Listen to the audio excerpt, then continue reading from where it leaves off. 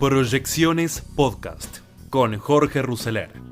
Economía, política, finanzas. Todo lo que necesitas saber para tomar las mejores decisiones.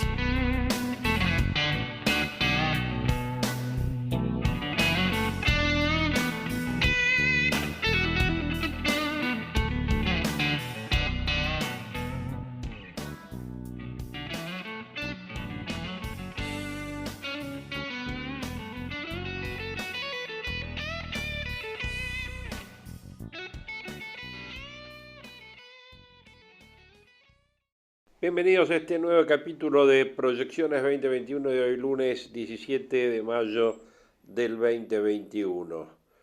Shock político. La elección constituyente en Chile sacudió los cimientos del establishment. Las candidaturas independientes que surgieron de la protesta social y la izquierda antiliberal avanzaron sobre las dos grandes coaliciones que manejaron el país desde el retorno de la democracia. Consolidados los resultados de la mega elección chilena que definió además las autoridades locales a los miembros encargados de darle forma a la nueva constitución, el mapa político de Chile se reconfiguró de una manera drástica y ofreció hitos. Pero una lectura central: nunca le había ido tan mal a la centro-derecha y nunca le había ido tan mal a la centro-izquierda, que llegaron a poco más de un 40% y representaron el declive de las fuerzas tradicionales. La Bolsa de Santiago cayó casi un 10% en la apertura tras el resultado de las elecciones, en un síntoma del impacto político que puede tener la elección. Por el lado del oficialismo, además, el desplome fue catastrófico, pese a evidenciar organización y coordinar una lista única, y aliándose incluso a la derecha más radical, el bloque no alcanzó el tercio de escaños necesarios para tener poder de negociación en la Convención Constituyente. La coalición de gobierno obtuvo 37 asientos, lejos de los 52 que requería para influir en la nueva ley fundamental chilena. Así empieza a quedar atrás la política de vetos que predominó durante toda la transición posterior a la dictadura de Augusto Pinochet. El otro aspecto trascendente tuvo que ver con la exitosa performance de la izquierda antiliberal, que totalizó 31 puestos en el nuevo órgano. La alianza entre el Partido Comunista y el Frente Amplio emergió con fuerza y terminó por superar a los partidos de la antigua Concertación, el último bastión de la socialdemocracia de Chile, y que también asomó en la foto de los derrotados. La victoria de la comunista Iracy Hasler en la comuna de Santiago por sobre el conservador Felipe Alessandri fue probablemente la agenda más icónica de la jornada y elevó la efervescencia en las huestes de la izquierda. A ellos se sumaron a otras victorias simbólicas, como la gobernación de Valparaíso, que consiguió Rodrigo Mundaca, y la elección de Macarena Ripamonti en la alcaldía de Viña del Mar. Macarena Ripamonti tuiteó lo que en un momento fueron esperanzas escritas por el puño y letra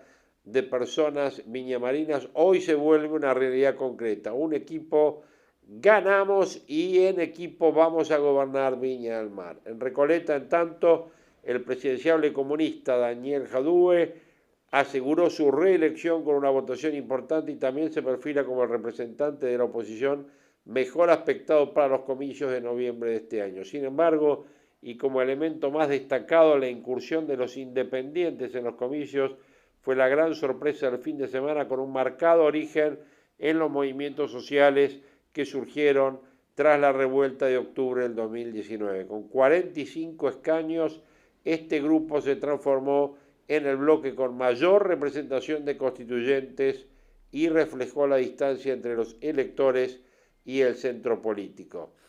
En contraste, la postal de Sebastián Piñera, cabizbajo, flanqueado por todos sus ministros y reconociendo el golpe, fue el corolario de una serie de errores que se ejecutaron desde la moneda.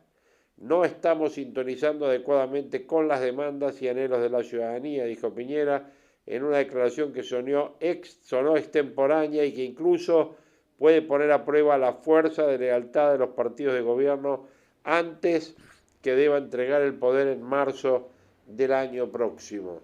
De igual modo, la bajísima popularidad del mandatario se convirtió en un lastre que fue reconocido por sus representantes de su sector y terminó por minimizar su figura, ya condicionada por su manejo en el tema del retiro de los fondos de pensión para sortear la crisis económica. En todo caso, y más allá del poco rol del gobierno en su debacle, la centroderecha se desvaneció en una zona que durante años gobernó y dominó. En la elección de alcaldes, el bloque oficialista perdió 62 ediles de sus actuales 145, lo que podría significar una señal que va más allá de esta votación puntual y que se puede extrapolar a las próximas elecciones parlamentarias y presidenciales. Con todo, la Convención Constituyente comenzará a trabajar en los próximos meses y el 2021 se debería votar un plebiscito que la ratifique. En esa oportunidad, el sufragio será obligatorio, pero esta elección estimuló un clamor que desde todos los sectores políticos se repitió, que el voto deje de ser voluntario y así no repetir el pobre 41% de participación que se alcanzó obviamente en estos comicios. Compartimos una reflexión sobre esta jornada histórica.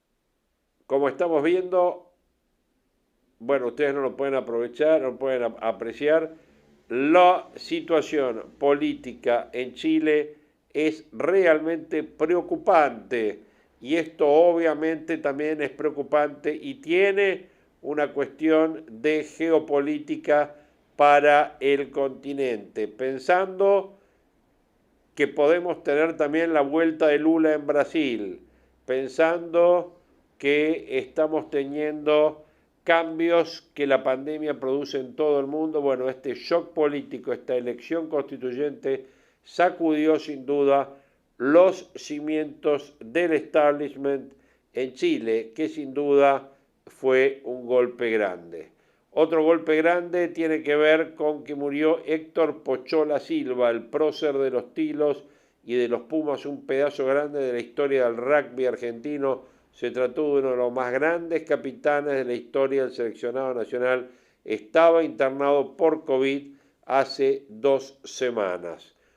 Como este esquema, este tema, sin duda, nos está dejando sin las grandes figuras del deporte, del espectáculo y de la vida diaria en el mundo, y fundamentalmente estamos hablando de la Argentina.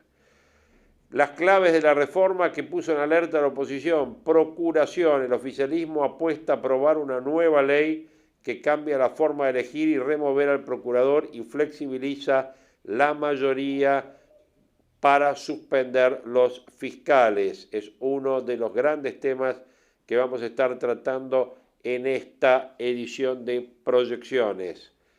Estambulian, coronavirus, cómo es el nuevo método de testeo que se empezó a usar en Ezeiza.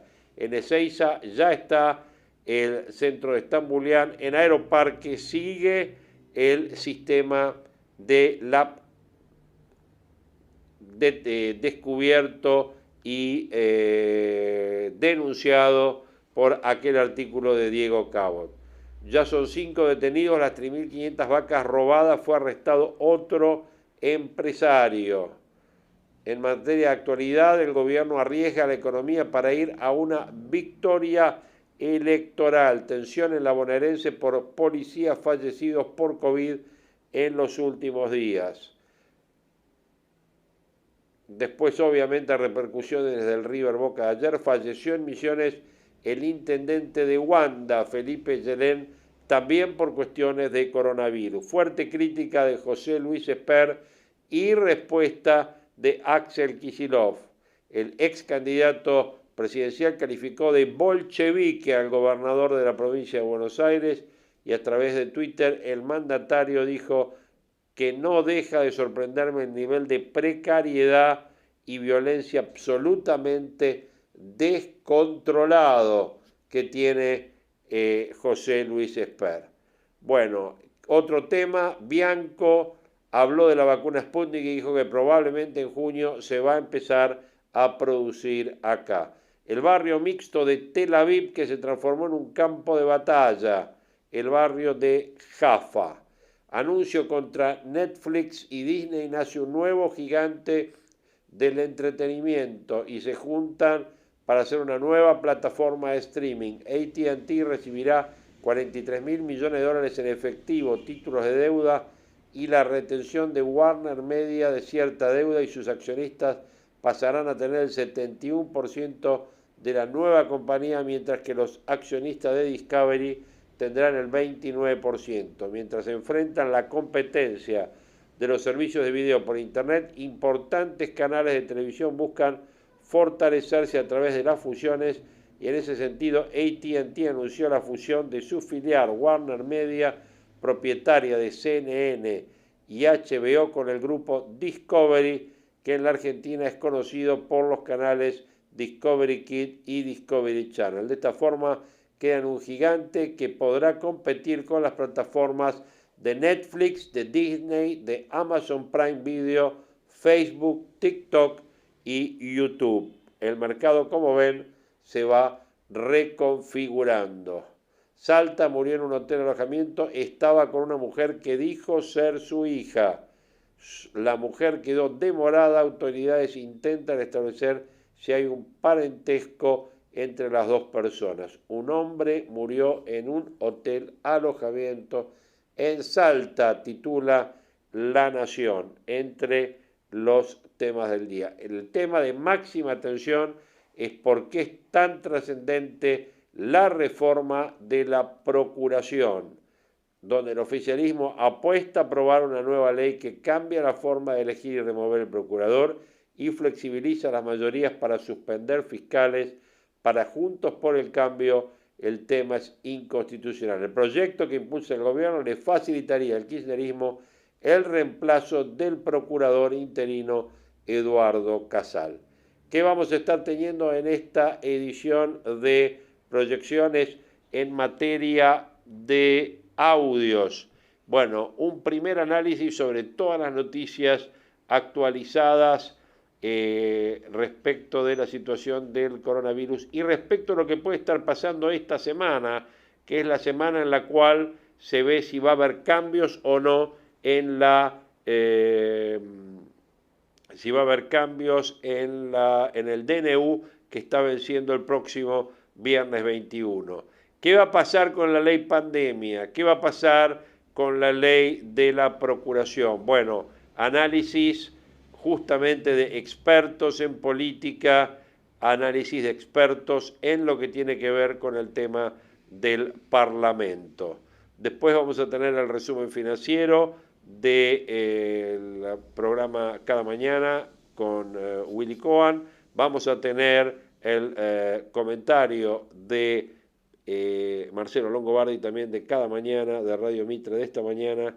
Y luego vamos a tener los editoriales de Clara Mariño en su programa de cada fin de semana en la red, y el de Jorge Sigal, el editorial de Jorge Sigal en su programa en la 11:10 de cada fin de semana, con un análisis muy interesante de la izquierda y cómo han cambiado las izquierdas del pasado y cómo actúan hoy, fundamentalmente en su alianza con grupos kirchneristas. Bueno, todo esto van a tener en este capítulo de Proyecciones 2021 de hoy, que vuelvo a repetir, me parece como noticia más importante el resultado de la elección chilena de ayer, que cambia fundamentalmente el cuadro político y va a cambiar muy fuerte la estructura política chilena y las políticas chilenas a partir de ahora, pero especialmente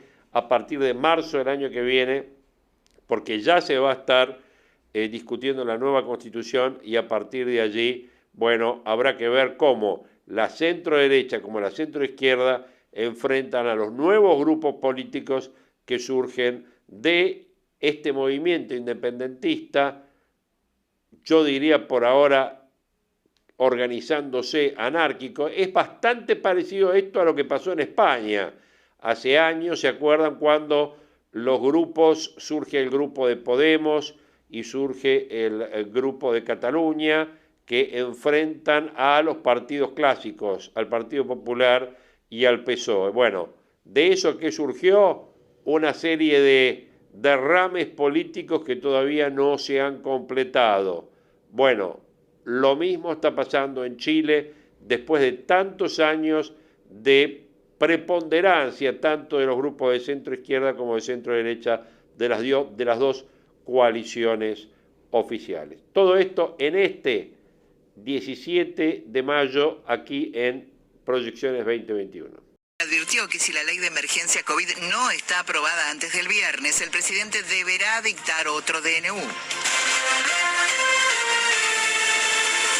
La provincia de Buenos Aires pidió un cierre fuerte las próximas semanas. El viceministro de Salud bonaerense, Nicolás Kreplak, explicó que sería lo más lógico tomar una medida de cierre más fuerte por un tiempo más acotado. Infectólogos advierten que un cierre total de actividades debe estar acompañado por más testeos. En CNN Radio, uno de los asesores del gobierno, Eduardo López, opinó que tendría que ser un cierre corto de 14 días. Córdoba se prepara para anunciar nuevas restricciones a partir del viernes. Limitarían los horarios en los bares y las actividades deportivas. El gobierno nacional afirmó que hay 3 laboratorios en la Argentina capaces de producir vacunas contra el coronavirus. El ministro de Ciencia y Tecnología, Roberto Salvarezza, dio detalles de las negociaciones que encabeza nuestro país para producir los fármacos en Argentina. La oposición cuestionó la lentitud del plan de vacunación de la República Argentina. En CNN Radio, la titular del PRO, Patricia Bullrich, afirmó que a esta altura debería haber entre un 25 y un 40% de la población vacunada. Docentes de Neuquén piden la suspensión de las clases presenciales en las ciudades con mayor riesgo sanitario. Además, los gremios reiteraron su pedido para que se acelere el proceso de vacunación a los docentes. Juntos por el Cambio rechazó el proyecto de reforma del Ministerio Público Fiscal. El bloque opositor advirtió que su tratamiento no es urgente y no responde a las verdaderas necesidades de los argentinos que sufren la inflación, la falta de vacunas, la pobreza y el desempleo. Según Israel, destruyó túneles del grupo Hamas. Además, el ejército israelí atacó las casas de 9 comandantes de esa organización. Corte total de tránsito por un vallado policial en Moreno y Catamarca, y en Moreno y La Rioja queda abierta el paso peatonal, esto en la zona D11. En tanto, en Avenida de Mayo y Perú, frente a la Embajada de Israel, hay corte total por otro vallado policial y el desvío se hace en Avenida de Mayo y Bolívar. Total, como se ha hecho la mayor parte de los países del mundo con esta cantidad de casos, estos cierres pueden ser más acotados en el tiempo y luego empezar a liberar la medida en que bajan los casos. Si los cierres son parciales, la eficacia de las medidas también es parcial, tiene menos impacto social y económico, pero la eficacia es menor y en general se prolongan más en el tiempo. Córdoba se prepara en tanto para anunciar nuevas restricciones a partir del viernes. Limitarían los horarios en los bares y también las actividades deportivas. La segunda semana de mayo marcó un precedente en Córdoba respecto al coronavirus. Los 7 días que pasaron fueron los que más casos registraron a nivel provincial y el viernes cerró la semana con más de 2.800 contagios en un solo día. Y mientras crecen los casos, también las internaciones en todo el territorio. Por eso la provincia llevaría a cabo mayores limitaciones a las actividades recreativas, nocturnas y deportivas, suspensión de las reuniones sociales y familiares por 2 semanas y una limitación a las actividades extraescolares que conforman la periescuela. Esto afecta el funcionamiento nocturno de bares, no así de restaurantes, suspensión de actividades deportivas y recreativas grupales, en especial los torneos de fútbol, también el cierre temporal de salones de fiestas y eventos como bautismos, casamientos o cumpleaños infantiles y 15 días sin reuniones familiares. En principio, este paquete de medidas comenzaría a regir desde el próximo viernes. Desde Córdoba informó Diego Robledo para CNN Radio. En tanto, Catamarca decretó nuevas restricciones con el fin de intentar bajar la curva de contagios de coronavirus. El gobierno de Catamarca dispuso nuevas restricciones a la circulación y el cierre de actividades en el marco de la etapa de convivencia roja y con el objetivo de detener el alza de la curva de contagios registradas en los últimos días en la provincia. El Comité Operativo de Emergencia ratificó la restricción para circular en todo el territorio de la provincia en el horario de 20 a 6 de la mañana y la prohibición hasta el 16 de mayo inclusive de la realización de las siguientes actividades: obra pública y privada, funcionamiento de gimnasios, natatorios, escuelas de danza y celebraciones de culto o asistencia a templos. Desde Catamarca, Leonel Orellana, CNN Radio. Por su parte, médicos infectólogos advierten que un cierre total de actividades debe estar acompañado por más testeos. En CNN Radio, el asesor presidencial Eduardo López opinó que tendría que ser un cierre corto de 14 días. El cierre total, si no está acompañado con altos testeos, usted lo único que hace es guardar el virus en el closet. Tiene que acompañar el cierre total con muy alto número de testeos para llevar la cifra del índice de positividad, esto es, entre casos confirmados y testeos, debajo del 15%. Idealmente la OMS habla del 10%. Y lo otro que tiene que acompañar es con un aumento notable de la vacunación, porque la única bala de plata que uno tiene para poder frenar esta pandemia a nivel mundial y empezar a mitigarla es con la vacunación. Así que yo puedo coincidir con el doctor Krepla, pero le agregaría estas dos variables. Si uno va a un cierre completo, tiene que ser primero de corto tiempo, no más allá de 14 días, porque los cierres más largos se ha demostrado que son improductivos porque la gente tiende a incumplirlo. Mientras tanto, el infectólogo Tomás Orduna sugirió que sería necesario prolongar las medidas de aislamiento hasta bajar a 4.000 casos diarios de coronavirus. Hasta que no logremos bajar a números que sean relativamente como los lógicos, si vale la palabra lógica, porque en esto no me cuesta usar la palabra lógica. Pero recordemos cómo estábamos a fines de febrero, 4.000, 4.500 casos. Eso sería lo que deberíamos tener, como pensando que desde ahí pudiera surgir una nueva ola invernal en definitiva. Porque si nosotros partimos de 25.000, ¿a dónde podemos llegar como segunda ola? Un trampolín altísimo para volver a subir y subir y subir. En tanto, la provincia de San Juan registra un fuerte incremento en la ocupación de camas de terapia intensiva. San Juan, el promedio está entre 300 y 350 casos diarios. Los fallecidos también han aumentado, entre 4 y 6 fallecidos por día se informa. Y la gran preocupación es que sigan con camas disponibles en lo que es cuidados intensivos. Según el parte de salud pública, en el sector privado es el 94% de ocupación, solo quedan 7 camas disponibles. En el sector público, el 45% de ocupación, quedan 64 camas disponibles. Según la Sociedad Argentina de Profesionales de Terapia Intensiva, la ocupación general de San Juan supera el 95%. Informó para CNN Radio desde San Juan, Juan Cabataller.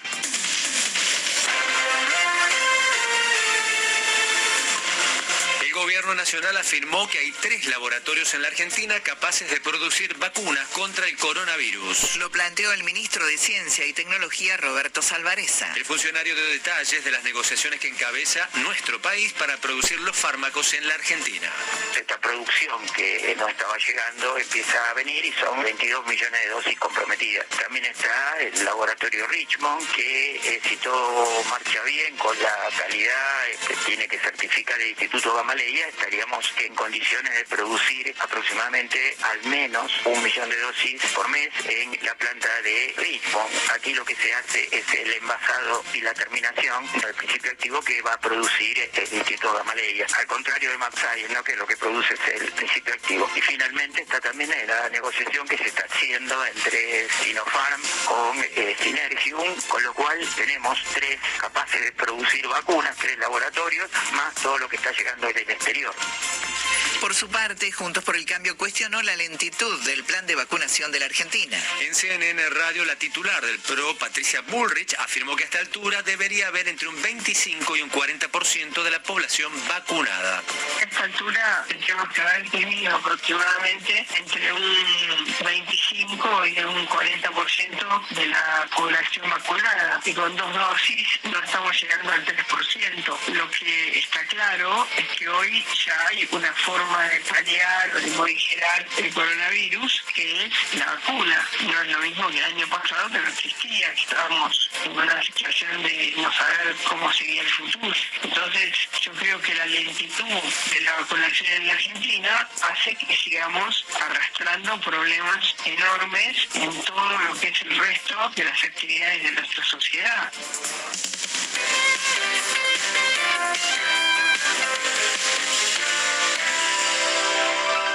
Banco Macro te trae Viumi. Resolvé tu manera de cobrar y prepárate para crecer. Hacelo con el lector de tarjetas para cobrar en tu negocio o con link de pagos para cobrar a distancia en tus redes sociales y WhatsApp. Crea tu propia tienda online o suma el botón de pago web a tu página. Conoce más en viumi.com.ar. Viumi, hacela fácil. Macro, cerca, siempre.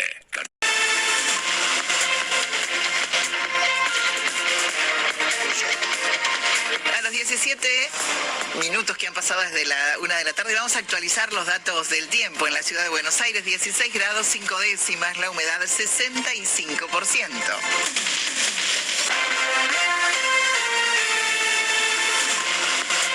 Axel Kicillof volvió a defender la suspensión de las clases presenciales. El gobernador bonaerense aseguró que todos los lugares contagian. Además apuntó contra Juntos por el Cambio y dijo que no va a permitir que una fuerza política que se dedicó a destruir la educación cuestione ahora su interés en las clases presenciales. A todos nos duele cerrar la presencialidad en la provincia de Buenos Aires. Nosotros tenemos más o menos 100 municipios donde sigue la presencialidad, o sea que donde se puede lo hacemos. Y que a mí no me pueden venir a decir la educación nos interesa o no nos interesa, menos lo voy a permitir una fuerza política que se dedicó a destruir la educación, la pública particularmente, pero toda, y acá en la provincia de Buenos Aires, los bonaerenses tenemos otra idea de cómo es el tema y también cómo está el cuidado de la salud. No estamos haciendo política ni proselitismo con eso. Docentes en Neuquén piden la suspensión de las clases presenciales en las ciudades con mayor riesgo sanitario. Además, los gremios reiteraron su pedido para que se acelere el proceso de vacunación a los docentes. El gremio docente de Aten pidió que se suspendan las clases presenciales en aquellas localidades de la provincia con mayor riesgo epidemiológico y además insistieron en la aceleración del plan de vacunación para los trabajadores del sistema educativo. A través de un comunicado, Aten alertó sobre el aumento de números de contagios de coronavirus y el nivel de ocupación de camas de terapia intensiva en Neuquén. En el documento advirtieron la necesidad de impulsar iniciativas más restrictivas en la circulación de personas y de profundizar y extremar las medidas de cuidado en todas las instituciones, organismos y actividades tanto públicas como privadas. En Villapegüeña y Moquegua el viernes pasado, el comité de emergencia pidió la suspensión de las clases presenciales y encendió todas las alarmas en el sistema educativo. Aun cuando un día después, la ministra de Educación, Cristina Storioni, aseguró que la escuela no es un espacio público de contagio. Informó desde Neuquén Víctor Ceballos para CNN Radio.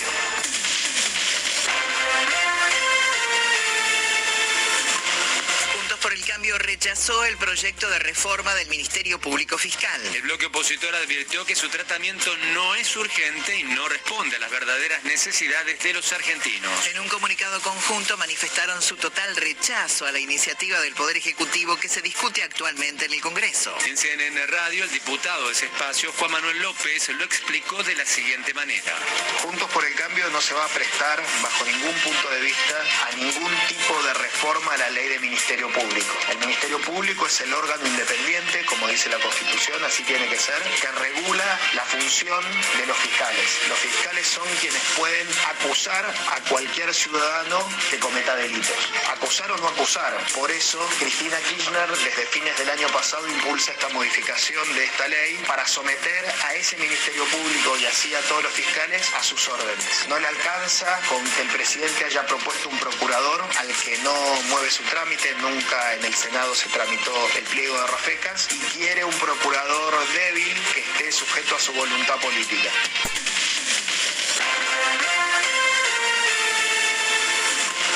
El Gobierno Nacional lanza hoy el programa Pymes en Góndolas. Se trata de una iniciativa para acompañar a las cooperativas e integrantes de la agricultura familiar y a las micro, pequeñas y medianas empresas. El Ministerio de Desarrollo Productivo señaló que el paquete de medidas incluye líneas de crédito y asistencia a través de aportes no reembolsables. Serán por un monto de más de 3.300 millones de pesos. Por su parte, el futuro presidente de la Unión Industrial dijo que hay que tener una macroeconomía estable para combatir la inflación. Daniel Funes Gómez de Rioja agregó que el sector productivo debe tener rentabilidad para poder producir. La inflación, como lo dijo el ministro Guzmán, hay que lograr una macroeconomía estable y es multicausal. Ahora, si uno quiere decir que la culpa lo tienen los alimentos, verdaderamente no es así, y el problema más serio de esto es que una industria que no solamente produce para el país, sino que exporta, llegó a exportar $30.000 millones en el año 2011 de alimentos procesados, industrializados, más aceite, que divisas para el país, divisas que necesita el país y que además alimentó al país y alimenta al país, tiene que poder estar en niveles por lo menos de equilibrio y de rentabilidad como para reparar tecnología, maquinaria, las inversiones que se necesitan. Desde la CGT, su cotitular Héctor Daer afirmó que los trabajadores siempre llegan tarde a la adecuación del salario respecto de la inflación. El dirigente gremial manifestó su preocupación por la suba de precios que se viene registrando en los alimentos. Las paritarias en los últimos 2 años no fueron perdiendo porque se fueron reacomodando con cláusulas de revisión y este año va a pasar lo mismo. El problema no es que tengamos la posibilidad de revisar los salarios y adecuarlos, porque siempre llegamos tarde a la adecuación del salario. Perón tiene una definición muy precisa. Los precios suben por el ascensor y los salarios suben por la escalera. O sea, los precios llegan mucho más rápido a la terraza del salario que va subiendo por la escalera, con mucho más sacrificio, y tarda muchísimo más en llegar a ese valor. Para Guillermo Moreno, en tanto, hay una fórmula para bajar la inflación, pero no con este presidente. En CNN Radio, el ex secretario de Comercio Interior cuestionó la política económica que lleva adelante Alberto Fernández. Una fórmula hay, pero no con este presidente, y no depende del secretario, depende del presidente. No hay ninguna duda mientras funcione como funcione, mientras no se haga lo que tenga que hacer. ¿Qué fue lo que hizo el último gobierno peronista cuando llegó al gobierno? Lo primero que hizo fue empezar a gastar menos de lo que recaudaba, para que tengas el sobrante en pesos que te permita honrar los intereses de la deuda. Eso es una manera. Te falta la otra, el complemento, que tenés que venderle al mundo más de lo que le compras, el trato de bienes y servicios, para que te sobren los dólares, porque el mundo no te acepta pesos.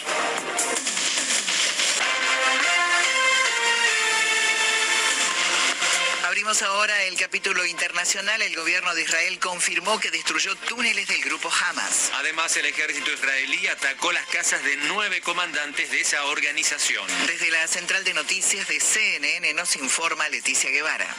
Israel atacó un sistema de túneles de Hamas de más de 14 kilómetros. Así lo confirmó el ejército de Israel. Los aviones de guerra de la Fuerza Aérea Israelí atacaron este grupo de túneles que, según el ministro de Defensa de ese país, tenían la longitud de 46 torres Eiffels y 34 edificios Empire State. El ataque ocurrió durante la noche en el norte de la Franja de Gaza. Se bombardearon 35 objetivos y 15 kilómetros de sistema de túneles que fueron alcanzados por 54 aviones de combate. El pozo del túnel estaba ubicado cerca de un jardín de infantes y una mezquita.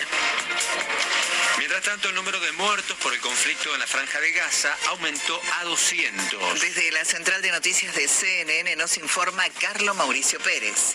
El número de muertos en Gaza aumentó a 200. Esto luego de que se registraran 3 muertes más, incluida la de un niño este lunes, dijo el Ministerio de Salud palestino en Gaza. El total de muertes desde el lunes pasado incluye 59 niños y a 35 mujeres. En tanto, 10 israelíes han muerto como resultado del lanzamiento de cohetes del ala militar de Hamas, según el ejército israelí. Este lunes, la Fuerza Aérea de Israel anunció por Twitter que ha lanzado nuevos ataques aéreos en Gaza. De hecho, un productor de CNN en la ciudad de Gaza logró grabar un video de aviones con fuerte estruendo y explosiones que se escuchaban a la distancia.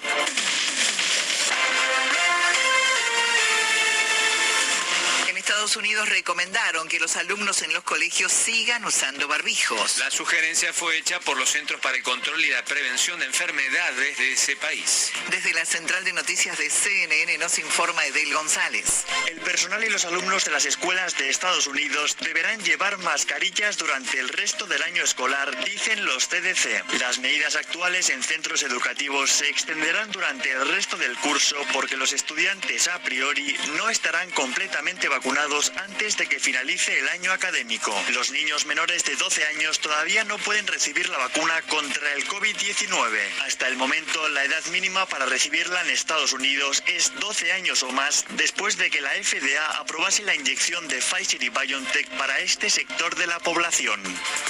Estás escuchando Noticias a las 13.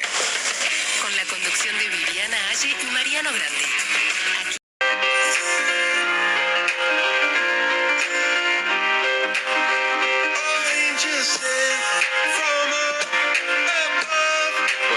Un repaso de los temas más importantes con los cuales abrimos la semana, hoy lunes 17 de mayo de 2021. Vamos a dejar la parte internacional, que tiene por supuesto el tema Israel como centro, como tema principal obviamente a nivel global, para dentro de unos minutos, que lo conversaremos con Claudio Fantini, y arrancamos con un repaso del estado de cosas de la pandemia, que incluye por supuesto a la Argentina en el puesto número 11 del mundo, sin cambios en las últimas semanas, con China ocupando el lugar número 97 en la estadística mundial, reportando ayer domingo apenas 25 casos y un total de 90.000. Es decir, el caso chino sigue siendo asombroso para, por lo menos, este resumen, ¿no? La India ha tenido ayer, o mejor dicho, esta mañana, han reportado 281.000 contagios.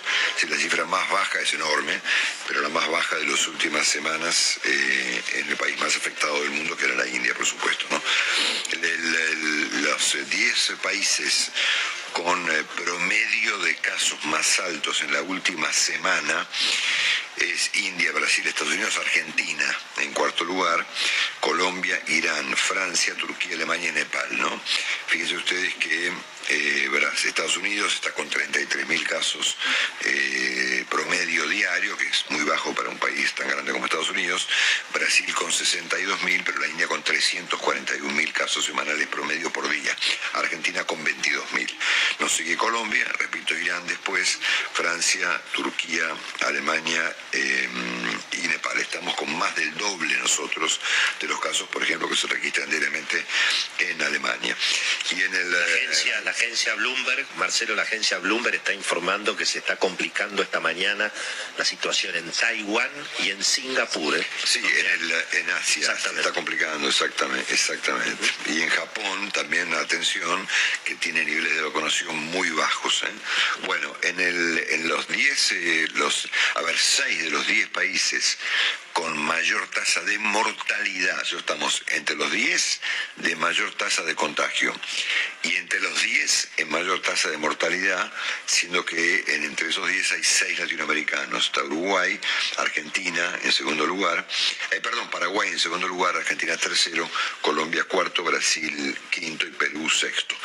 Se suman a esta lista, o la ponemos completa, mejor dicho, los 10 países con mayor tasa de muertos son Uruguay, Paraguay, Hungría, Argentina, Colombia, Croacia, Brasil, Macedonia del Norte, Bosnia-Herzegovina, Perú.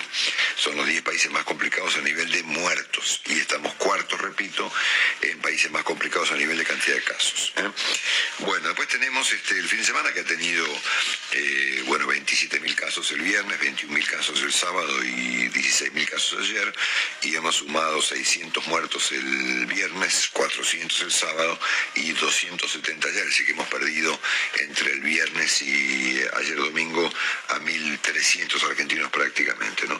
Estamos con 3.300.000 casos, con 70.000 muertos, un poco más que eso, y 5.500 personas que están internadas en terapias intensivas con independencia de la dolencia que tengan. Es decir, hay 5.538 personas, que significan el 70% promedio de ocupación en terapias intensivas. Y los niveles de vacunación en la Argentina siguen siendo bajísimos, y en el caso de los fines de semana exasperantemente bajísimos. Fíjense ustedes que el sábado se vacunaron 49.000 personas y ayer domingo 57.000. Muy poco. Venimos de 150, 130.000 vacunaciones por día en los últimos días de la semana anterior, con un promedio diario de 109.000 vacunados, que es muy bajo, es inexplicablemente bajo para un país que debe de vacunar por lo menos a 400.000 personas por día. No estamos en un cuarto de eso, Y es una... A mí, la explicación que nos ofreció, con todo el afecto que le tengo al doctor López, no me conforma. Él dijo, bueno, es un tema de las jurisdicciones. Bueno, a esta altura del partido es un tema del presidente, ¿no? Claro. Es un tema del presidente, ¿no? O sea, 100.000 vacunas por día en Argentina, para un país de la tradición vacunatoria de nuestro país, es realmente un número bajísimo. Bueno, tal como comentó el doctor Comillo temprano, en la ciudad de Buenos Aires comienza a vacunar a menores de 60, es decir, a partir de 55 a 59 años, de personas que tengan factores de riesgo altos, ya lo comentó Alberto temprano. O sea, gente con obesidad, gente con problemas oncológicos, gente con problemas renal crónico, con HIV, con inmunosupresión adquirida, trasplantados, todos se podrán vacunar a partir de ahora en la ciudad de Buenos Aires. Hasta ayer, Marcelo, en la aplicación no estaba el formulario disponible. Bueno, estará hoy, para empezar, ¿no? Hasta ayer. Estará hoy, ¿no? Bueno, después tenemos alguna propagación de la variante de Manaos en la Argentina, al igual que en otros 16 países, entre ellos Colombia y México, por ejemplo. En el caso argentino, por supuesto, lo contó el doctor López temprano, ocurrió nada menos que en el Hospital Gutiérrez, porque una persona fue a trabajar 3 días con fiebre, ¿no? Es increíble, un personal asunto que también nos pareció increíble, digamos, ¿no? Claro. Yo no quise profundizar el tema con López, porque López no es el jefe del hospital, pero ciertamente que alguien vaya, un personal médico, vaya a trabajar en un hospital, no sé qué opinas, Alberto, con 2 o 3 días de fiebre consecutivos y contagia 25, es algo... Hay una tendencia a minimizar, Marcelo, el tema, ¿no? En los seres humanos, que va más allá del conocimiento intelectual. Bueno, será otra cosa, estoy cansado, es estrés, lo hemos repetido muchas veces. La tendencia que uno dice, no, a mí no me va a pasar, ¿no? Claro, bueno, en Estados Unidos han comenzado a despedirse lentamente del barbijo, las personas que tengan doble vacunación ya pueden no usarlo, y por las cosas que ha dicho el presidente Biden en las últimas, el viernes pasado especialmente, para el día 4 de julio próximo, Estados Unidos se despediría no solamente del barbijo, sino también de la pandemia, con excepción de que ocurra algo raro. Bueno, después tenemos el tema restricciones. Saben que este próximo viernes vence el último decreto que firmó el presidente Fernández, que fue el que generó la controversia por el tema de las clases en la ciudad de Buenos Aires. El presidente al mismo tiempo promueve esta ley que le ofrece superpoderes o algo por el estilo, llamada la ley de la pandemia, para quitarle autonomía a las provincias y manejar la pandemia a nivel nacional. El presidente dijo ayer que, entendí yo, ¿no?, que de no aprobarse esa ley, la única solución que tengo, dijo Fernández, en mis manos, es la de evitar la circulación, como queriendo sugerir efectivamente que habría restricciones más severas. Eso entendí yo, no sé vos, Willy, o chicos, pero yo entendí eso, ¿no? Bueno, así que bueno, faltan votos para que esto sea ley, así que esta semana se votará en el Senado, pero en diputados entiendo que no están los votos todavía necesarios para aprobar la ley pandemia. Ese va a ser seguramente su nombre. Bueno, que le ofrece al presidente inapropiados superpoderes por encima de las jurisdicciones a nivel nacional.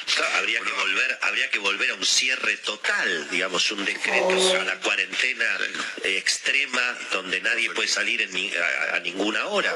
Fase 1. Medio extraño. Que parece difícil de poner en práctica. Bueno, ha pedido disculpas el señor Zanini, Carlos Zanini, que es el jefe de los abogados del Estado, por sus comentarios tan disparatados respecto de su propia vacunación y de la vacunación de terceros, imaginando a ciertas personas como indispensables para el funcionamiento de la República, entre ellos él mismo, pero empezando por él mismo. Pero dijo, bueno, sí he parecido soberbio, no ha sido correcto al expresarme. Bueno, no es que pareció soberbio, medio que es un poco soberbio, ¿no? Le pidió disculpas a Jorge Rial, no al país. Mira. Bueno, y habló de los sicarios del macrismo, que son los que efectivamente habrán hecho, no sé, a su juicio. Ustedes, lo que lo han criticado. Bueno, en cuanto a la cuestión económica, ayer hubo un gran repaso que hizo Eduardo Eduardo Van der Koy al estado de cosas del ministro Guzmán y cómo fue boicoteado por el kirchnerismo en ausencia, mientras el ministro Guzmán estaba de viaje con el presidente Fernández bajo diversos procedimientos, ¿no? Esto obviamente debe estar siendo visto desde afuera con cierto asombro, ¿no? Obviamente el presidente ha dicho que su intención es la de pagar la de acordar con el fondo lo más rápido posible, pero bueno, ahí está, vamos a ver si efectivamente la señora Georgieva dijo que había tomado nota, veremos si efectivamente puede llevar adelante, difícil me parece a mí, las cosas que Argentina plantea. Ahí queda pendiente también lo del Club de París, que bueno, que complica aún más la cosa de lo que están. Uno puede decir, bueno, ¿qué le hace una mancha más al tigre, no? Pero bueno, estar en default tampoco parece lo más apropiado para la Argentina. Bueno, después tenemos todo el tema precios, ¿no? Que está bien complicado. Primero por la interpretación que hace el gobierno. El presidente se preguntó ayer públicamente por qué subían los precios, que no lo entendía, ¿no? Creo que el salario real, dijo, además crezca este año. Eso quiere decir que debería haber un aumento de salarios por encima del 50%. Por lo menos. Cosa que tampoco parece posible, ¿no? Me preocupa mucho el aumento de precios. Es inexplicable. Dijo el presidente. Algunos están apurando en sus ganancias, están perjudicando a la gente y planteó este propósito de que el salario real crezca por encima de la inflación. Eso es lo que quiere decir el presidente cuando dice que él pretende que crezca el salario real. ¿Saben por qué, no? Porque en un año electoral hay una relación directa entre el voto y el crecimiento o no del salario real, ¿no? Obvio. Pero al nivel de inflación que viene Argentina, esto va a ser difícil. A ver, fue 4,1% en abril, se supone que va a ser 3,5% en el mes de mayo que está en curso. La inflación del 29 prevista por el ministro Guzmán, obviamente es un tema olvidado, si nadie toma decisiones pensando en ese número, y arriba de estos problemas se le suman otros, como las soluciones, ¿no? El control de precios hasta el 8 de junio y la vigencia ya de la ley de góndolas que regula la exhibición de los productos en los supermercados, en las góndolas, como si su exhibición arriba, abajo o al costado modificara el rumbo de los precios, ¿no? Es una cosa bastante desopilante, pero bueno, es cuestión de probar, ¿no es cierto? Donde ponemos la hierba, el agua, la mayonesa. Pero eso ya lo hicieron, Marcelo. Bueno, entra la exigencia. Para eso va a tener que haber alguno que venda hierba, además. Sí. Bueno, si es que queda alguno que venda hierba, digamos. Y por último, obviamente un tema central para la Argentina, que tiene mucha conexión con la política, por supuesto, que es el tema de la pobreza, ¿no? El INDEC reveló finalmente números de pobreza por encima de los revelados por la Universidad Católica Argentina, que los mide habitualmente, con un nivel del 45,3% de pobreza en Argentina al final del año pasado, es decir, hace ya 4 meses largos, ¿no? En el sentido de si va a soportar el ministro todo el acoso que obviamente está presentando internamente el Instituto Patria o lo que representa obviamente Cristina. Decíamos temprano, con algún grado de ironía, que Martín Guzmán viene a ser un nuevo Martín Redrado, que en este caso, así como Redrado se negó a utilizar las reservas para sostener el plan electoral que justamente Cristina reclamaba entre el 2013 y el 2015, bueno, veremos qué pasa con Guzmán. Por supuesto, por ahora los subsidios se mantienen, por ahora la emisión monetaria se mantiene y por ahora la inflación sigue corriendo al 4 o 5% mensual. Veremos eventualmente qué capacidad tiene Martín Guzmán de soportar esta situación.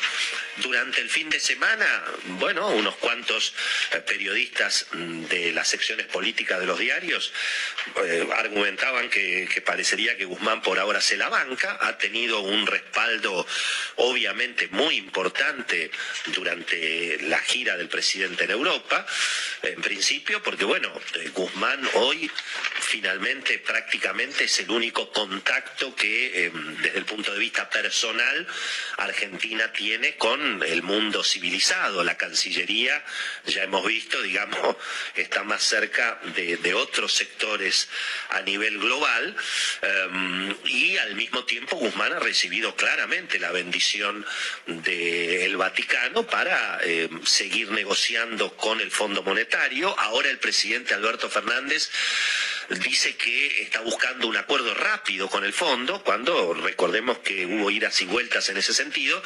Al mismo tiempo también el presidente este fin de semana relativizó un poquito y dijo, bueno, estoy buscando un acuerdo rápido, el problema es cómo. Y el problema es cómo explicárselo a Cristina y cómo convencerla a Cristina de esta situación. Ahora, obviamente, en el medio, la inflación desde luego que golpea.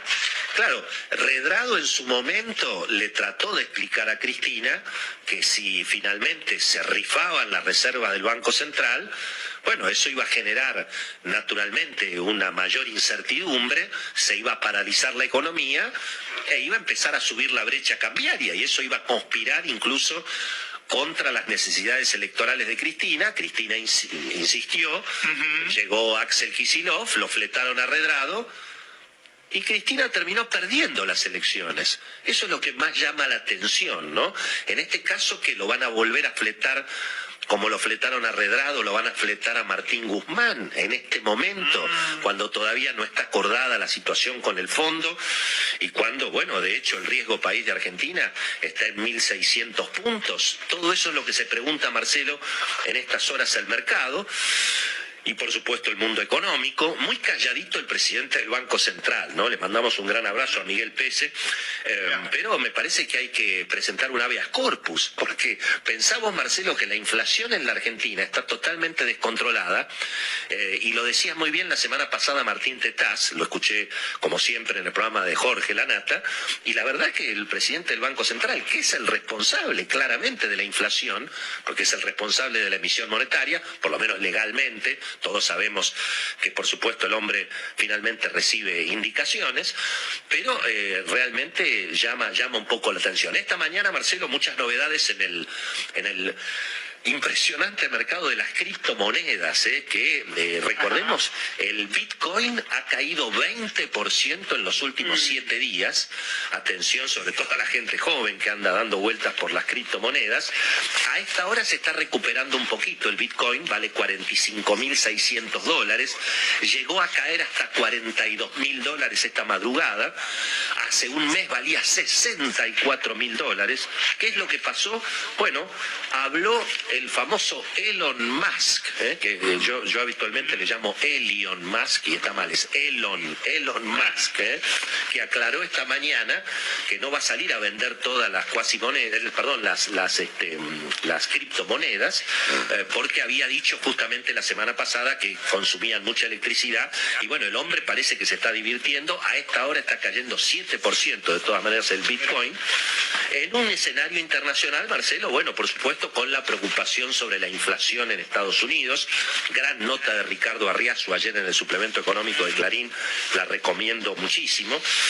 Y también, pero lo mejor del fin de semana, sin duda, fue la nota de Juan Carlos de Pablo en el diario La Nación. Algo había dicho también el profe de Pablo en el programa de Jorge Lanata, a propósito de esta situación donde los argentinos van a vacunarse a Miami, ¿no? Entonces, claro, Juan Carlos de Pablo dice, che, les recuerdo que se inventó el comercio. Imagínate, Josi, claro, digamos, imagínate si cada uno tiene que ir a la panadería a comprar, digamos, el pan. Bueno, hay uno que lo compra por los demás y por supuesto abre una panadería, ¿no? Realmente, claro, lo que él decía es que en vez de viajar tantos argentinos a Miami a vacunarse, que traigan la vacuna para acá, claro. Viaje uno y la vacuna.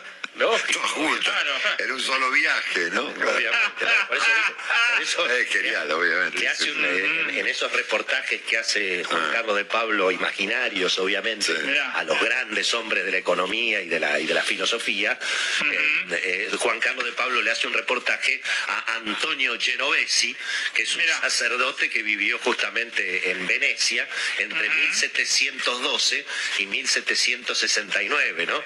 Entonces él le pregunta, ¿qué le parece esto de que los argentinos se van a vacunar a Miami? Dice, un horror, dice. Claro, dice, yo quiero que la gente se vacune, dice. Pero bueno, lógicamente, cada uno es un horror desde el punto de vista de la pérdida de recursos, ¿no? Y entonces explica justamente que hace siglos se inventó el comercio y la globalización precisamente para esta cuestión, ¿no? Saliendo de ese tema, última cosa, Marcelo, atención otra vez, el gobierno pensando en subir los impuestos, siempre por supuesto con la excusa en este caso sanitaria, que nos cuidan a todos, ya vamos pasando los 70.000 muertos, pero de todas maneras van a seguir subiendo los impuestos, o eso es lo que van a intentar. Tercera o cuarta vez que Alberto Fernández subiría el impuesto al patrimonio. Al mismo tiempo el gobierno dice que le aprobó una ley para devolver parte del impuesto a las ganancias a los asalariados. Bueno, la noticia es que por ahora nadie recibió un mango y el gobierno está demorando justamente esos cambios que se aprobaron en el impuesto a las ganancias, la iniciativa que tenía Sergio Massa, y por ahora nadie recibió un mango, así que atención con ese tema, Marcelo. Otra vez se discute aumento de impuestos en la Argentina. Sí, señor. Gracias, Willy. Auspicio Que haber venido hoy con la camiseta de Independiente. ¿Qué querés te diga? Ah, la tenés debajo del suéter. Sí. Bueno, felicitaciones. Muchas gracias. Yo te mandé un mensajito. Sí, muy emocionado, muy emocionado. Es el Iceman, que provocó, no sé, 2 offsides que no eran, una expulsión absurda. Sí. Hay que darle en anteojo, no sé, algo.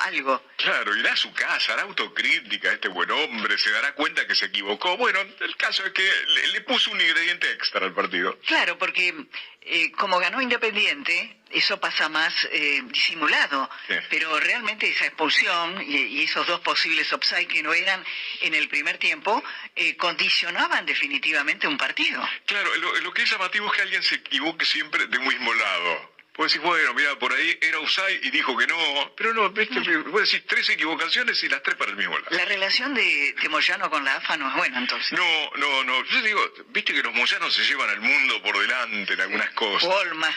Claro, Walmart. O sea, Mercado Libre. Van con el camión al frente. Ahora, con la AFA no. Con la AFA tienen una delicadeza.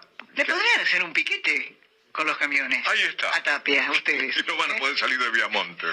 Bueno, y el otro tema es lo que le pasó a River, que creo que debe haber sido en Colombia, ¿no? Yo estaba viendo el programa y las cosas claras, televisión. ¿Viste? Cuando ustedes iban anunciando la cantidad de COVID. Ahora, ¿cómo se caen todos los comentarios que los periodistas deportivos hacían sobre las tácticas y si jugaba este y si jugaba el otro? Ahora es un partido totalmente desnaturalizado, ¿no? Sí. Hasta ayer, por ejemplo, ustedes todavía no habían dado la noticia del COVID de Armani. Claro. Bueno, Armani también, y juega el arquero suplente de la reserva. Bueno. Ahora lo pone a Boca en la obligación de ganar. Tal cual. Sí, de ganar. Y todos los comentarios quedan un poquito al margen, porque claro, es un equipo realmente de segunda mano. De segunda mano en el sentido de que no son los titulares y sobre todo, como vos decís muy bien, en el tema Armani. Seguro. Ahora, si el fútbol es la más importante de las cosas sin importancia, ¿qué imagen la de Falcioni ayer? Ah, sí. Con los jugadores saludándolo, es decir, es un hombre muy querido, es un malo, por la cara, por sus modos, pero debe ser un hombre muy noble y muy querido. En Vélez es muy querido también, por su conducta, por su franqueza, y realmente era conmovedor verlo. Pero en el partido posterior, o sea, Eduardo Domínguez diciendo que le quería dar un abrazo a Falcioni, ¿no? Muy lindo. Sí, claro, muy lindo. El fútbol tiene cosas buenas, malas, pero viste esta cosa de arropar de alguna manera a alguien que había sufrido mucho por su propia enfermedad, por la pérdida de su mujer.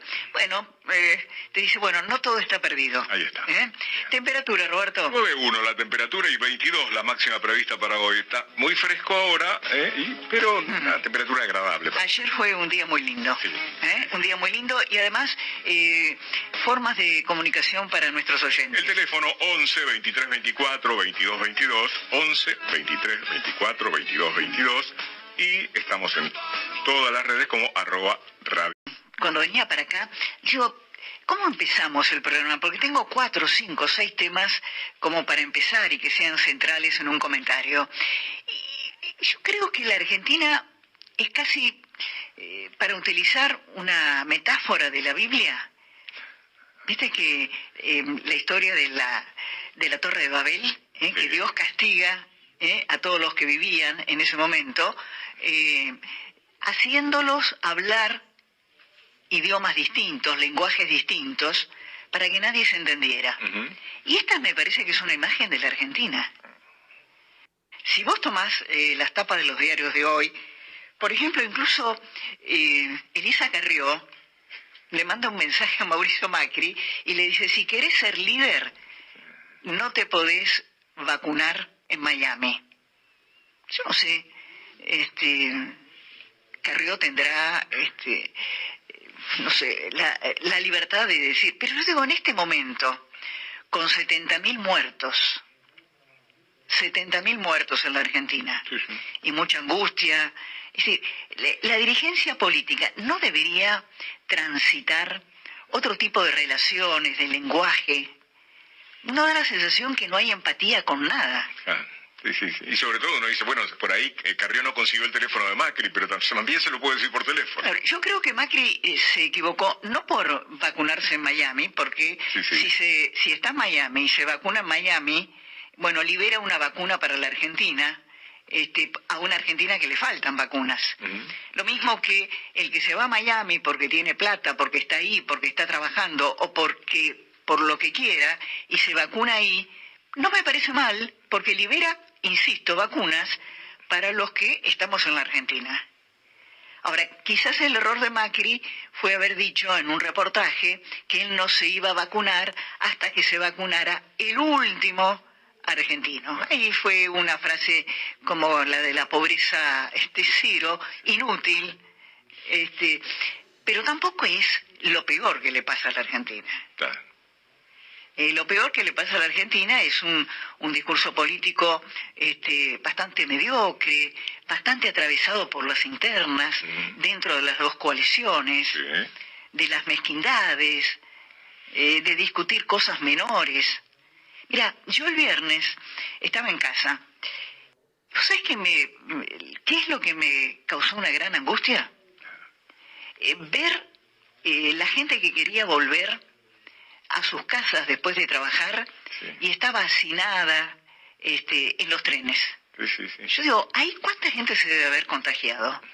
Y ahí sí es un tema de vida o muerte, de angustia, de problemas familiares, de cosas graves. Yo creo que no hay relación entre lo que discute hoy la dirigencia política y la vida cotidiana de cada uno de nosotros. Sí. Y la gente te demuestra, bueno, la mayoría parece que quisiera salir a trabajar. En Constitución el otro día, como vos decías, se notaba. Se notaba. Ahora, fíjate vos, ¿dónde está el Estado? Porque siempre te dicen, no, porque el Estado te cuida. ¿Cómo puede ser? Es un Estado inútil también. ¿Cómo puede ser que 20 personas, 25, desaten un caos? En un contexto de pandemia, en el más alto nivel de contagios y de muertes. Un caos de salud. Un caos de salud. Claro. Ya no era llegar tarde a casa. Era peligro de vida, de contraer un COVID, que vos se lo contagiaras a la gente que está con vos, a tu familia. ¿Cómo el Estado no puede desalojar a 25 personas de las vías ferroviarias? ¿Dónde estaban? Mandas a 40 personas y les decís, señores, córranse. Y después atendemos cuál es el reclamo. Pero es un reclamo absolutamente irresponsable.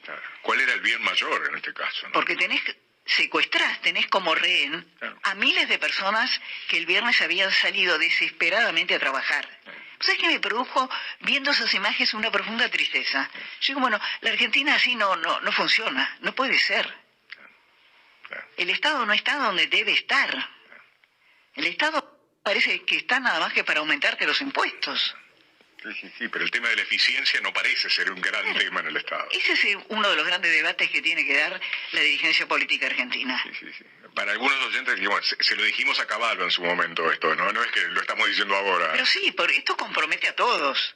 Esto compromete a todos. Claro. Porque no sucede hace un año y medio, sucede hace muchísimo tiempo. Agravado en este momento por el tema de la pandemia, de 70.000 muertos. Sí.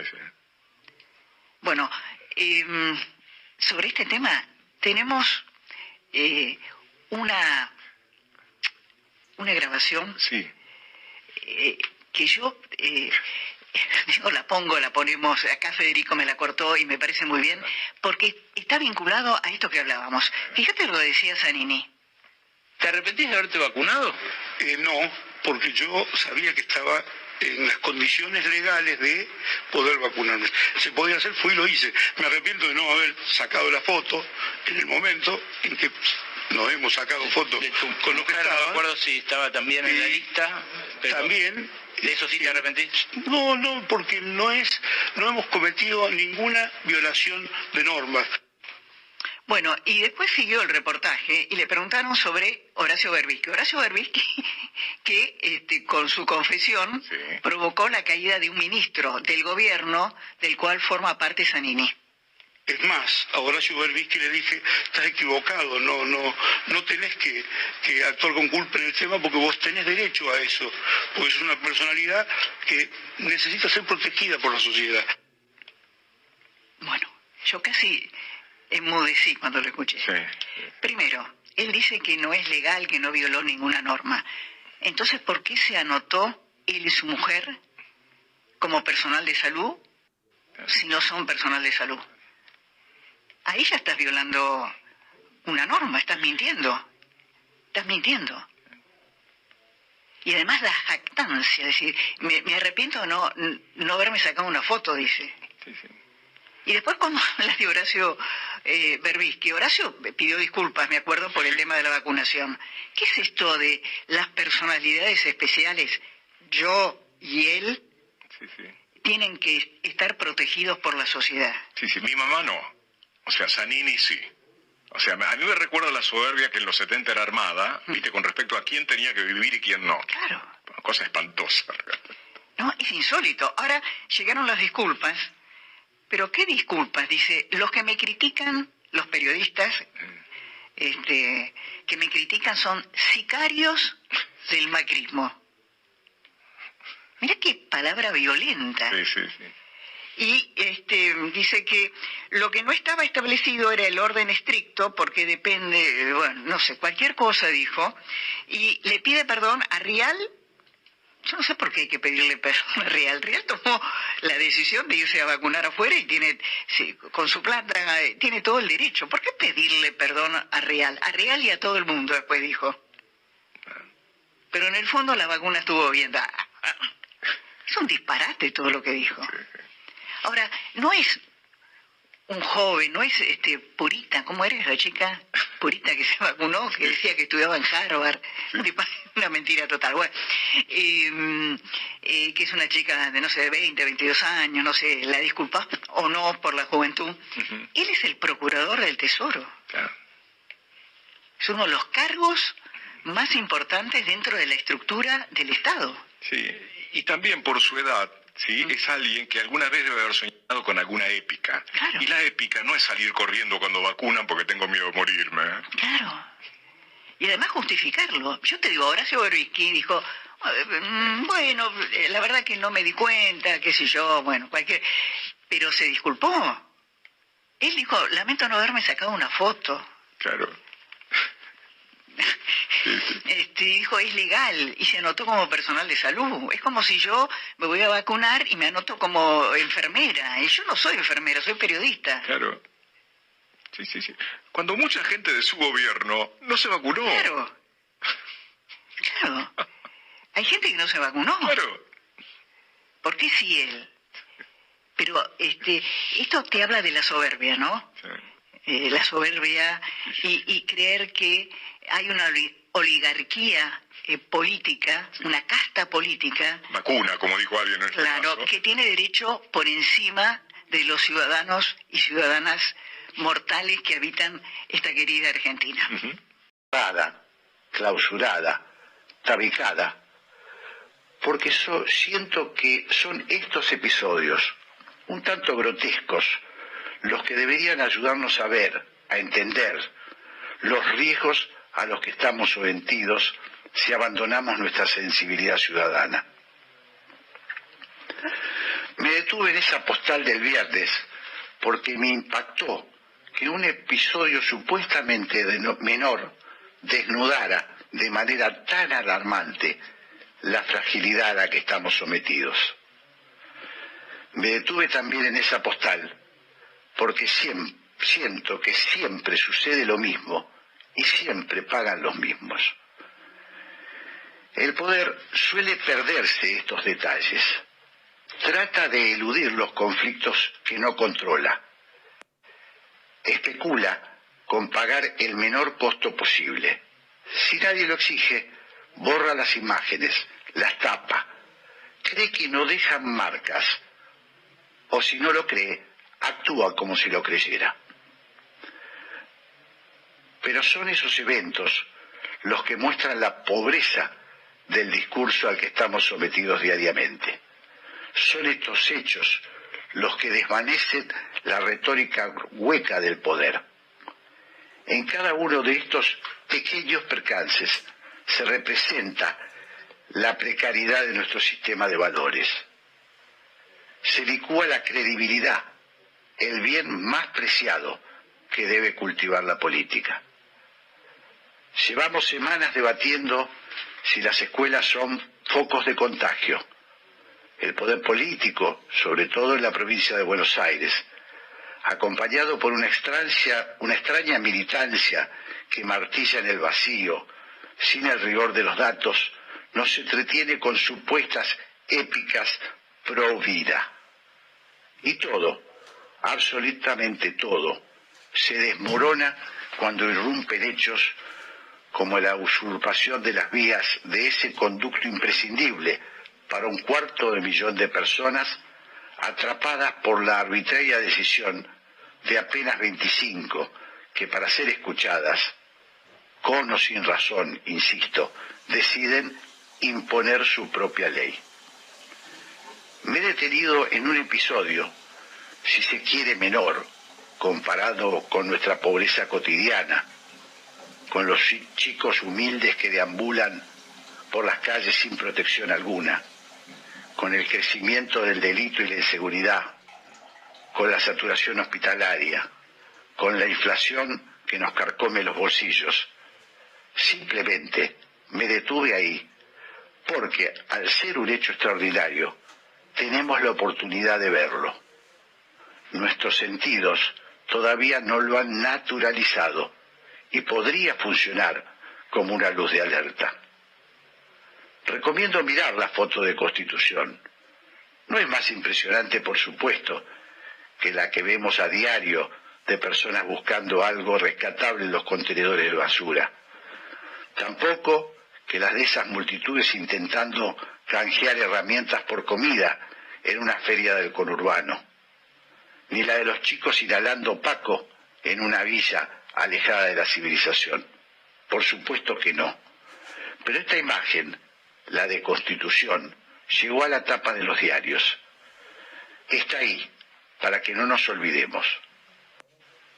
Son los políticos, sobre todo los que están en el poder, los que tienen que comprender que al politizar todo, están matando la política. Que la principal herramienta que un Estado posee para afrontar grandes catástrofes es la comprensión ciudadana de que lo que está haciendo es acertado. La falsa batalla ideológica que se ensaya desde las tribunas oficiales para instalar enemigos visibles, los medios, los jueces, los ricos, la oposición, no hace más que degradar a las instituciones. Son batallas que esterilizan, que van dejando fuera a los ciudadanos, que instalan la sospecha y finalmente profundizan la brecha entre representados y representantes. Cuando perdemos, este terreno sagrado que es el bien común, las sociedades colapsan. Vaya paradoja, como una estación de trenes convertida en un embudo humano por obra y gracia de la pequeña política. Hablar, ceder la palabra, escuchar. La 1110 presenta Haciendo Pie. Un programa que promueve el intercambio de ideas sin prejuicios. Haciendo Pie. Todos los domingos a las 12. Jorge Sigal, la radio pública de Buenos Aires.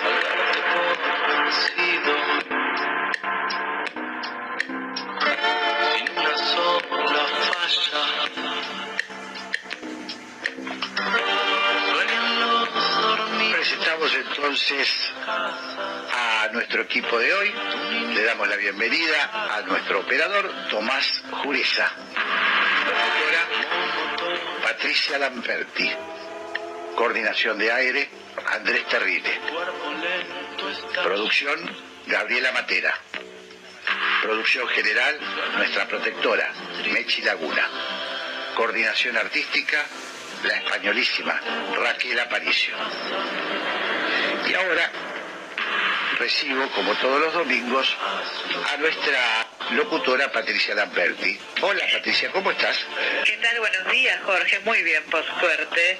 Bueno, les recuerdo a los oyentes, si se quieren comunicar con Haciendo Pie, lo pueden hacer a través del contestador. Tomen nota, 5371-4638, y si no, a través de @la1110, y si no, también tienen @Jorge Sigal para comunicarse.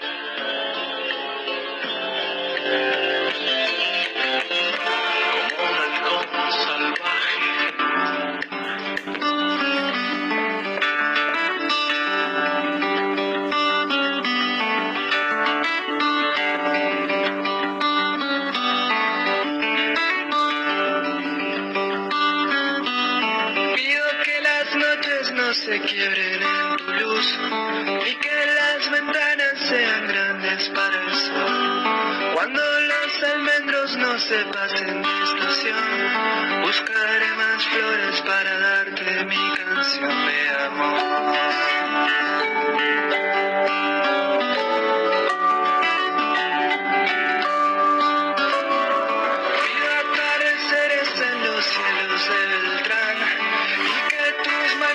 Siempre sean para hablar. Cuando los jardines no se pasen de estación, buscaré más flores para darte mi canción de amor.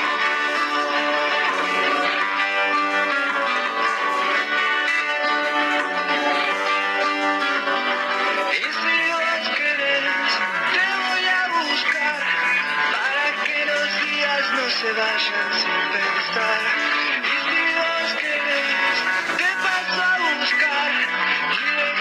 Los caminos libres de humedad.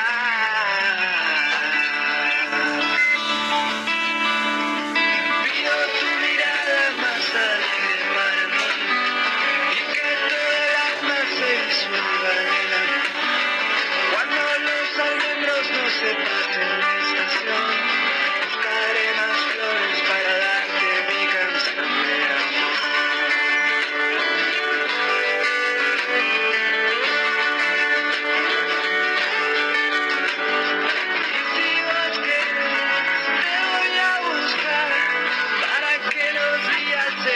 Sin pensar, y si vos querés, te voy a buscar, y dejamos los caminos libres de humedad.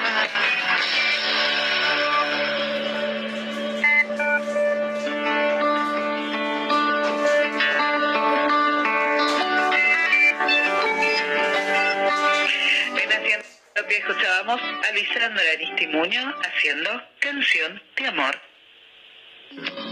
Hola, soy Graciela Fernández Meijide y el programa que yo conduzco se llama ¿Por qué? Y el por qué es esa pregunta que desde muy chiquito hacemos para indagar, y en este caso es sobre la actualidad nacional generalmente, aunque a veces las fronteras no nos detienen y nos vamos un poco más allá. Repito, este programa va los domingos a las 14 horas. Los espero. En Telecom queremos que todas las personas puedan hacer un uso positivo de la tecnología y descubrir las oportunidades del mundo digital.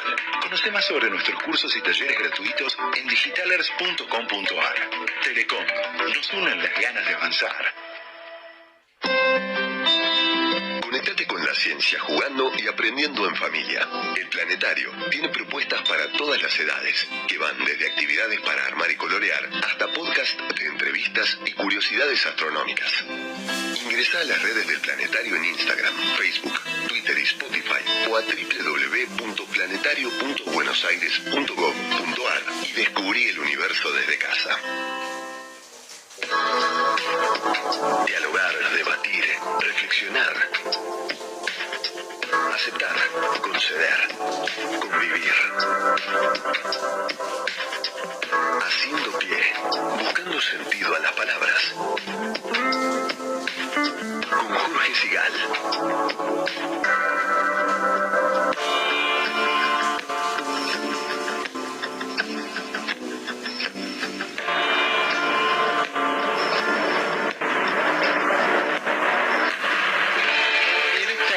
Mediodía de domingo, como siempre hacemos, buscamos a alguien que nos ayude a pensar, a ir un poquito más allá de la realidad caliente, pero siempre con un pie en esa realidad. Y hoy, bueno, tengo en línea a Alejo Shapire. Él es periodista especializado en cultura y política exterior. Reside en Francia desde 1995, fue periodista de Página 12, colaborador de Radar Libros, de los suplementos de La Nación y Perfil, y desde el 2002 trabaja en la radio pública francesa, donde se ocupa de la actualidad internacional. Pero el dato más importante, por lo menos para mí, más relevante, más allá de esta biografía rica, es que es autor de un libro que a mí me impactó mucho cuando lo leí el año pasado, que se llama La traición progresista. Es un libro valiente, es un libro contracorriente, que fue editado en la Argentina por Libros del Solsal y Edasa en el año 2019, que acaba de ser editado, si no me equivoco, en España por Península y también el Solsal. En Twitter, Alejo es @Shapire. Hola Alejo, ¿cómo estás? Hola, ¿qué tal? ¿Cómo estás? Muchas gracias por la invitación. No, al contrario, es un placer. Tenemos muchas ganas de hablar con vos. Y bueno, hablando de La traición progresista, este libro fuerte que escribiste, fuerte y documentado, vos te seguís considerando un tipo de izquierda.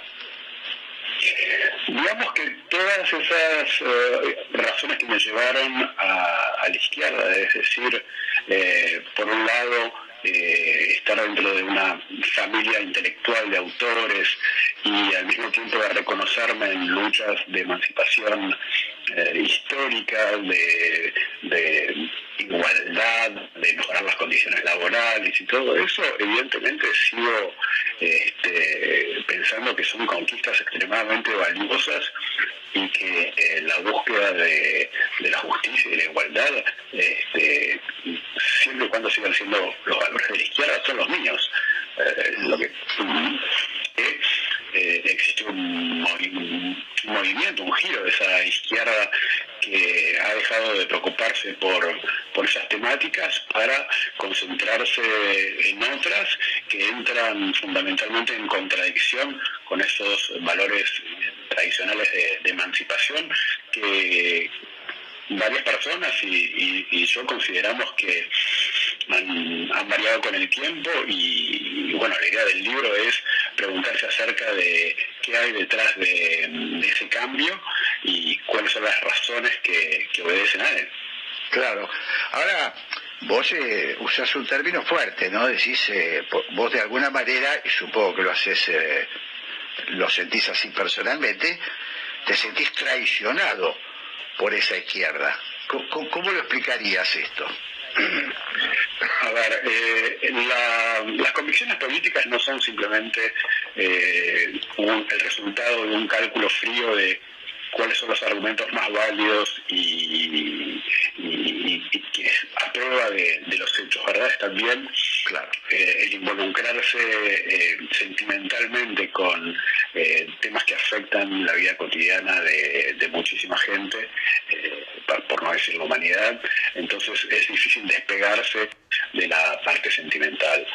Ahora pienso y utilizo una palabra tan fuerte como traición porque pienso que en este cambio que ha operado la izquierda no solo se ha movido, sino que ha dado un giro de 180 grados, haciendo que en algunos temas, por ejemplo, en lo que es su relación con el oscurantismo religioso, lo que es la libertad de expresión y su defensa, lo que es el universalismo, todos esos valores que estaban intrínsecamente ligados a la emancipación de izquierda han sido aplastados por una nueva versión, por una izquierda que se concentra en las políticas identitarias, que hacen que en nombre del relativismo cultural uno ya deje de pensar que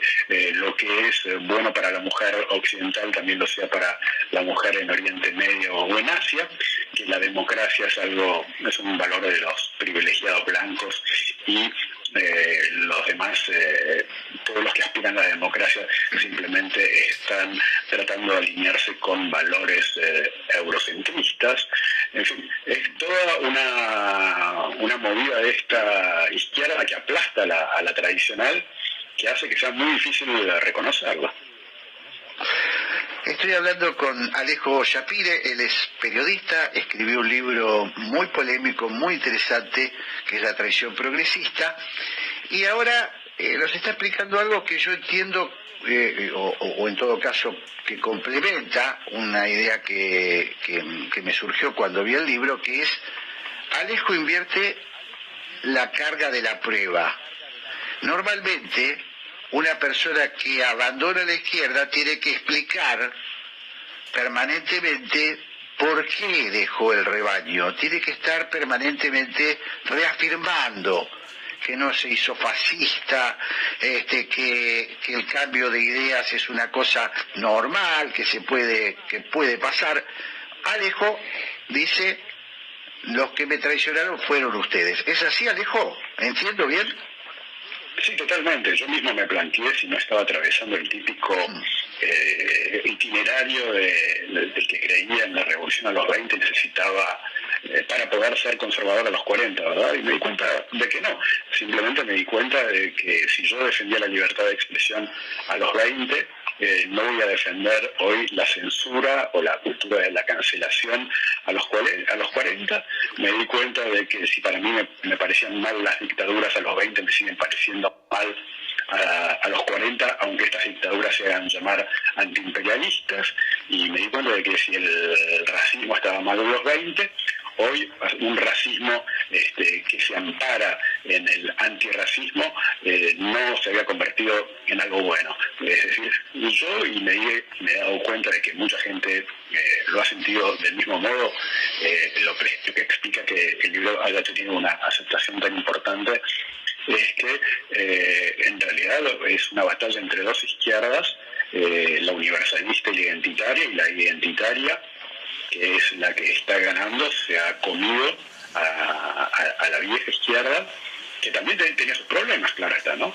Pero que hacen que uno ya no reconozca más esa promesa de libertad y emancipación que tenía la izquierda a la cual adhirió. Entonces, Yo lo que diría es que es esa gente la que hoy se asocia con el oscurantismo religioso en sus peores manifestaciones, que ayer nomás comía curas, hoy está de acuerdo en aliarse con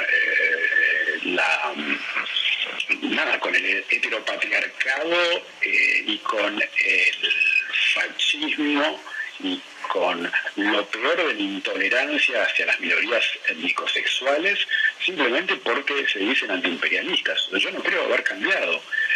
Me parece que quizás el pecado original ya lo cometió en su momento el francés Foucault cuando pensó que la revolución islámica en Irán era algo positivo que había que saludar como un evento positivo.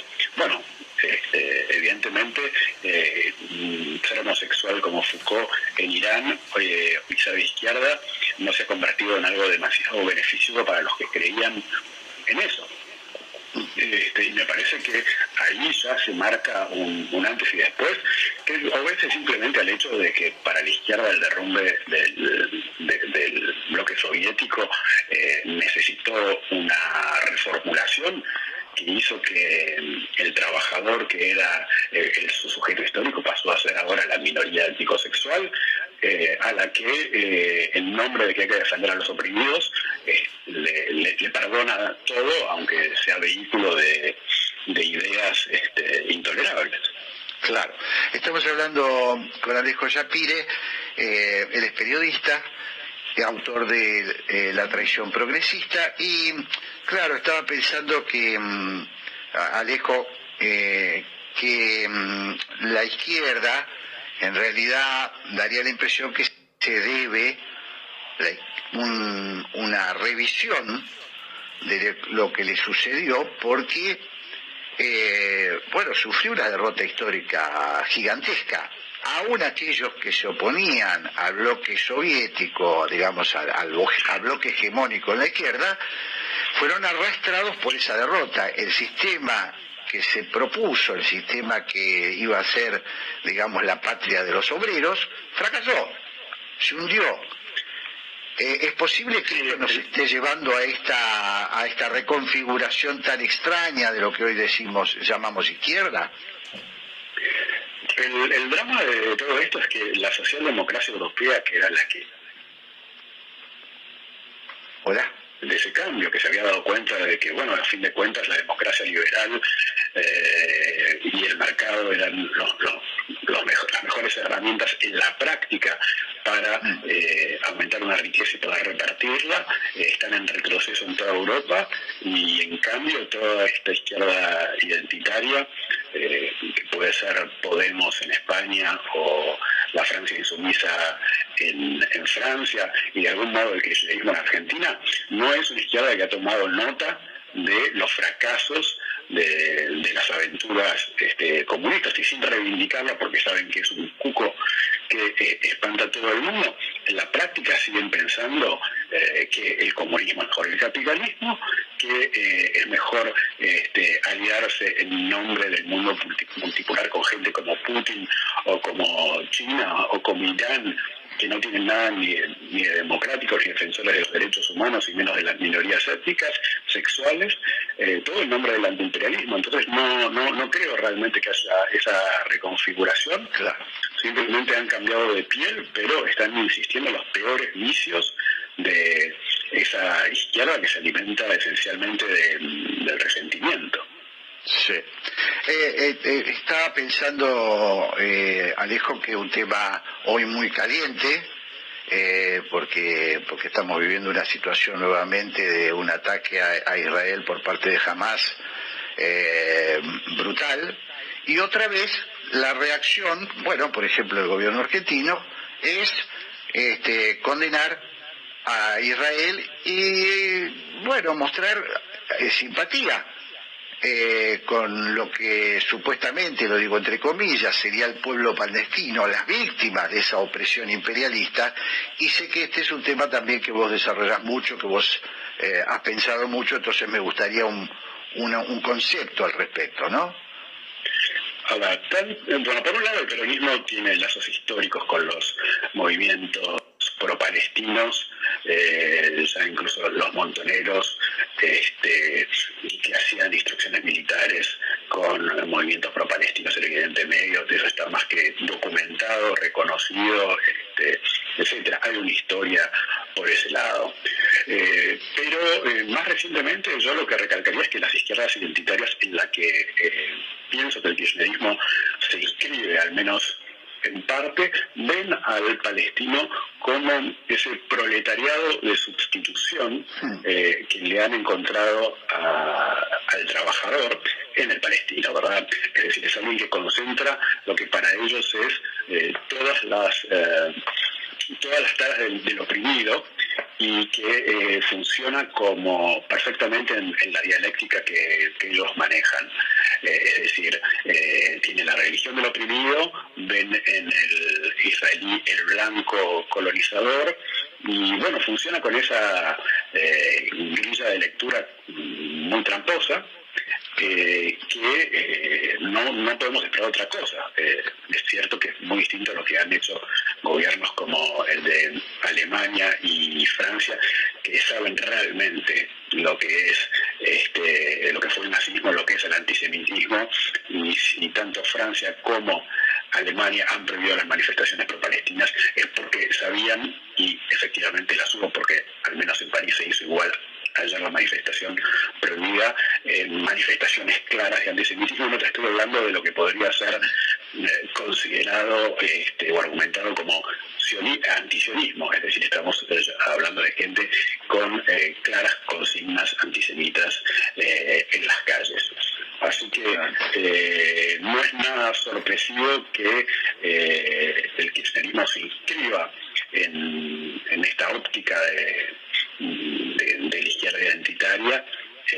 Me parece que hubiese sido sorpresivo que ocurriese algo distinto. Estoy hablando con Alejo Shapire.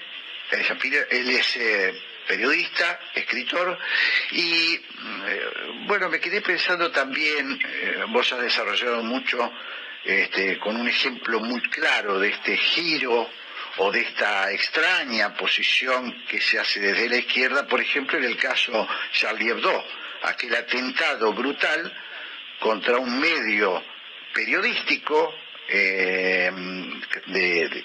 muy prestigioso en un tiempo en la izquierda, y de golpe pareció que, bueno, se habían metido con algo sagrado y por lo tanto, bueno, no digo que se la tengan merecida, el atentado, los asesinatos, pero bueno, hay que cuidarse más, ¿no? Parecería que esta fue la posición de un sector de la izquierda.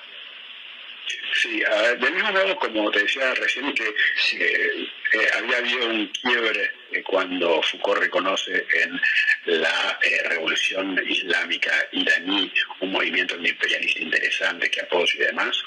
Me parece que hubo un momento clave en el campo cultural que fue el momento de la publicación de los versos satánicos de Salman Rushdie, cuando la izquierda se divide y hay la tradicional que apoya a un hombre perseguido por una teocracia que le ha puesto precio a su cabeza. Recordamos que fue Khomeini que prometió un premio en dólares al que matara a Salman Rushdie, y la otra izquierda que simplemente dijo, bueno, han ofendido a un cuarto de la humanidad, es la religión de los oprimidos, no tendría que haberse metido con ellos. Eso pienso que hay una línea que va directo de ahí a los atentados de Charlie Hebdo, y ahí vemos nuevamente las personas que tuvieron más reparos a la hora de condenar los atentados de Charlie Hebdo y que encontraron justificaciones, se encontraban dentro de la izquierda radical. Y ahí, en esta defensa, a ver, ¿de qué estamos hablando? Cuando dicen que no tendrían que haberlo publicado, estamos hablando de una rehabilitación del delito de blasfemia, que no existe en Francia. Estamos hablando de una rehabilitación de la censura. Cuando yo tenía 20 años, la izquierda era la que luchaba contra la censura, era la que se extasiaba viendo cuerpos desnudos en las revistas, en los medios de comunicación, en las puteadas en los medios, diciendo que al fin se habían liberado de esa opresión de las instituciones, de la iglesia y demás. Bueno, hoy justamente esos luchadores de la justicia social, esos guerreros que patrullan por todas partes diciendo qué es lo que se puede decir, qué es lo que no se puede decir, qué persona ya no puede hablar, y bueno, yo no creo que va a cambiar. Me parece que si la izquierda se ha puesto el traje de censor, no soy yo el que ha cambiado, sino ellos. Claro, curioso, ¿no? Porque también yo, que he pasado por la izquierda en mi juventud, tengo el recuerdo de que para nosotros la principal idea que teníamos después sería para otra conversación, Alejo, por supuesto que eso fue distorsionado, pero la principal idea que teníamos cuando nos incorporamos a la izquierda era: estamos luchando por la libertad. El mayo del 68 francés era una explosión de libertad.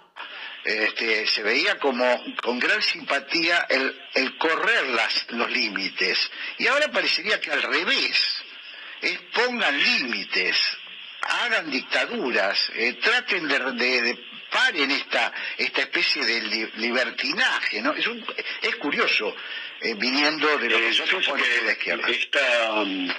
Este movimiento que se ha dado en Estados Unidos, woke, tiene las características de una religión laica y una variante muy parecida al calvinismo.